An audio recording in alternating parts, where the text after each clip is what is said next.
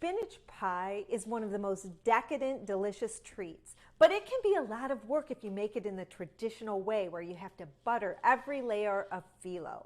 But with my simplified method, it's simple, it's easy, it's fast. Let's do it.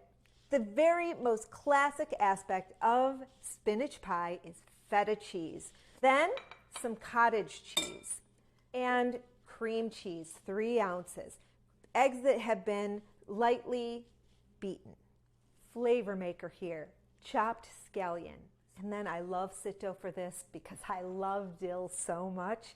A couple of tablespoons of chopped fresh dill. Oh, the most fragrant of herbs. Now, the other key ingredient in spinach pie, spinach. And we're using chopped frozen spinach. This is 8 ounces. You're going to just buy a block of frozen chopped spinach. I'm using a basic 13 by 9 by 2 baking pan. I've coated the bottom with a little bit of butter. The ingredients now, 2 of them. Phyllo dough, and what you find typically in the grocery store is this 14 by 9 sleeve. There are 2 sleeves. We're going to use both sleeves. We're going to put 1 sleeve of them on the bottom and 1 on the top. You can see I didn't prep the phyllo in advance, and that was on purpose. You might think that phyllo is hard to work with, but if you work quickly, this delicate, indeed it is delicate, dough, very thin sheets of dough, they won't dry out, and you don't have to do too much to work with them. But I'm just taking the pan and fitting it over the phyllo, and then I'm going to trim it to fit into the pan. I'm just going to clip it like that. It takes off about 1 inch, and then with the scissors, just cut it and lay it into the bottom of my pan that's been coated with butter. I don't worry too much about these sheets that are folding. I'm just going to get it fitted in to the base of the pan like this. Our filling's going to go sandwiched in the middle of these 2 stacks of phyllo that we're putting in.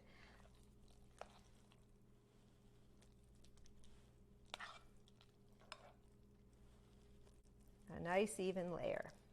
Same exact thing, I put it over top. Typically it is just about 1 inch, but just in case that phyllo is an off size, I do measure it every single time. Just fit it right in over the filling here.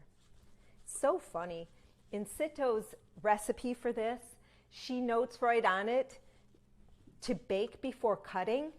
I don't do that. I cut my Spanakopita, my spinach pie, before baking. It gives you really crisp, evenly sliced sections, and I really like how that comes out. So starting with a very sharp pointed knife, you're going to just score your pieces, however many pieces you want to get out of this pan.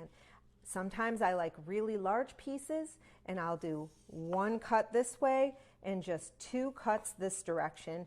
And from that, I'm going to get 6 nice big pieces. But when we're having a family affair, I'll cut those in half, and that's what I'll do today, because then everyone can have a little bit, and the Spanakopita is actually more of a side dish in that case.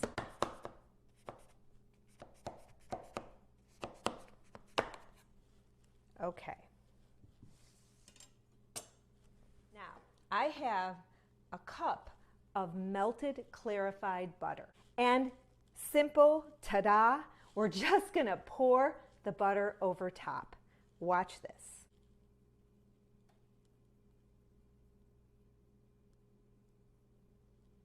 I'm turning the pan to spread this around, and it's going to very nicely be absorbed by the phyllo before we bake.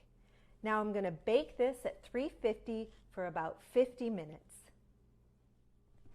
This Spanakopita spinach pie looks and smells incredible. I can't wait to have a bite. So crispy. Habibi. The filling is so rich. The phyllo is so crisp, and we got there quickly and easily. I have a similar method for my Lebanese betlewa or baklava. Check it out in the next video here and subscribe so we can continue to cook Lebanese together.